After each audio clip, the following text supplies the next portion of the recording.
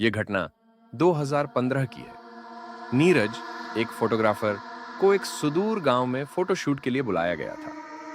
गांव का नाम था सिंदूरी, जो घने जंगलों के बीच बसा था।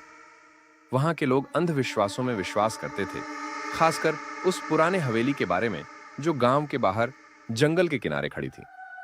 कहा जाता था कि वहां रात के समय अदृश्य कदमों की आवाजें सुनाई देती हैं और अजीब चीजें होती हैं। नीरज ने उन बातों को महज अफवाह समझा और अपने फोटोग्राफी के काम में जुट गया।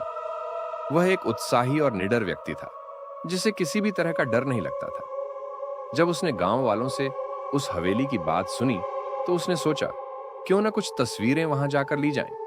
शायद वह जगह उसके काम के लिए बेहतरीन हो। शाम होते होते नीरज अपने कैमरे के साथ उस हवेली की ओर चल पड़ा। हवेली तक पहुंचते पहुंचते अंधेरा घिरने लगा था और चारों ओर सिर्फ जंगल की सन्नाटा पसरा हुआ था। हवेली पुरानी और जर्जर थी, लेकिन फिर भी उसमें एक अजीब सा आकर्षण था। उसने कैमरे का फ्लैश चालू किया और तस्वीरें खींचनी शुरू की। जैसे ही वह हवेली के अंदर गया, उसे अचानक से एक अजीब सी ठंडक महसूस हुई। वहां हवा बिल्कुल नहीं चल रही थी, फिर भी उसे लगा जैसे कोई उसके आसपास से गुजरा हो। नीरज ने ध्यान नहीं दिया और फोटोग्राफी जारी रखी। कुछ देर बाद उसे हवेली के ऊपर की मंजिल से किसी के चलने की आवाजें सुनाई देने लगीं, हल्के हल्के कदमों की आवाज। नीरज ने सोचा, शायद कोई गांव वाला उसके पीछे पीछे यहां आ गया हो। वह ऊपर की मंजिल की ओर बढ़ा, लेकिन वहां कोई नहीं था। हर कदम पर वह आवाजें करीब आती गईं, लेकिन सामने कोई दिखाई नहीं दिया। उसकी हिम्मत धीरे धीरे टूटने लगी और जब उसने नीचे जाने का फैसला किया, तभी अचानक उसे लगा कि उसके कंधे पर किसी ने हाथ रखा है। वह तेजी से पलटा, लेकिन वहां कोई नहीं था। उसकी सांसें तेज हो गई, दिल की धड़कनें बढ़ गईं। जैसे ही वह नीचे की ओर भागा, अचानक दरवाजा अपने आप बंद हो गया। चारों तरफ गहरा अंधेरा छा गया। अब हवेली में केवल नीरज की धड़कनों की आवाज सुनाई दे रही थी। तभी उसे फिर से अदृश्य कदमों की आवाजें सुनाई देने लगीं, लेकिन इस बार वह आवाजें धीरे धीरे उसकी ओर बढ़ रही थीं। नीरज का दिमाग सुन्न हो गया। वह वहां से भागने की कोशिश करने लगा, लेकिन दरवाजा खुल नहीं रहा था। वह बुरी तरह डर चुका था। तभी उसे अपने कैमरे की स्क्रीन पर एक अजीब तस्वीर दिखी।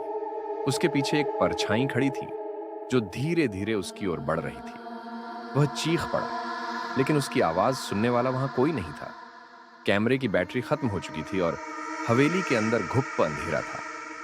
अगली सुबह गांव वालों ने हवेली के पास नीरज का कैमरा पड़ा पाया, लेकिन नीरज का कोई पता नहीं चला।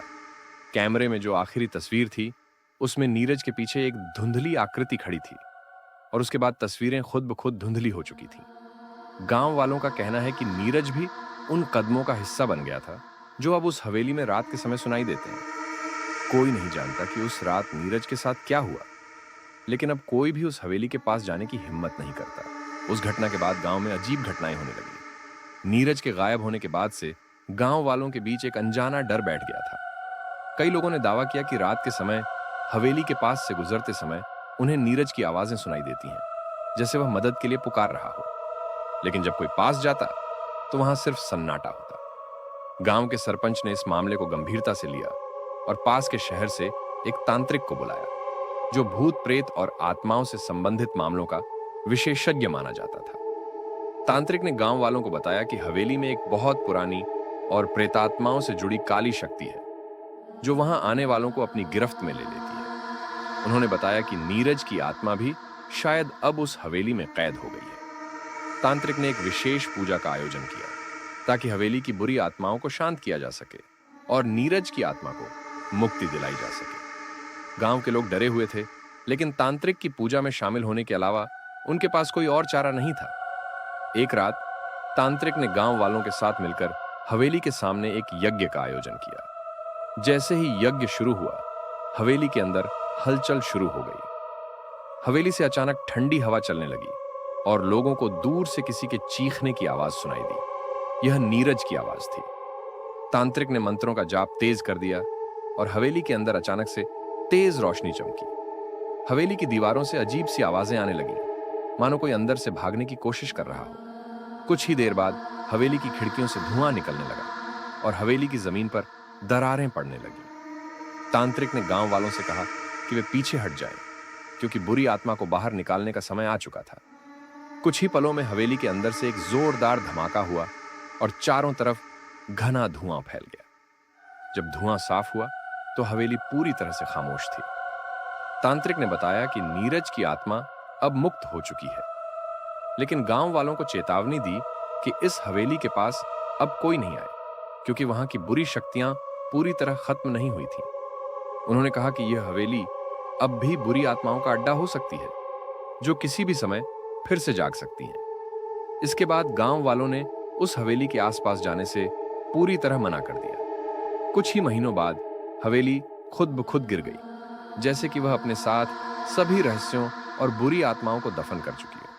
लेकिन आज भी जब कभी हवेली के खंडहरों के पास से कोई गुजरता है तो उसे ठंडी हवा और अदृश्य कदमों की आवाजें सुनाई देती हैं। लोग कहते हैं कि नीरज की आत्मा तो मुक्त हो गई, लेकिन उस हवेली के अंदर छिपी बुरी शक्तियां अभी भी जागने की ताक में है।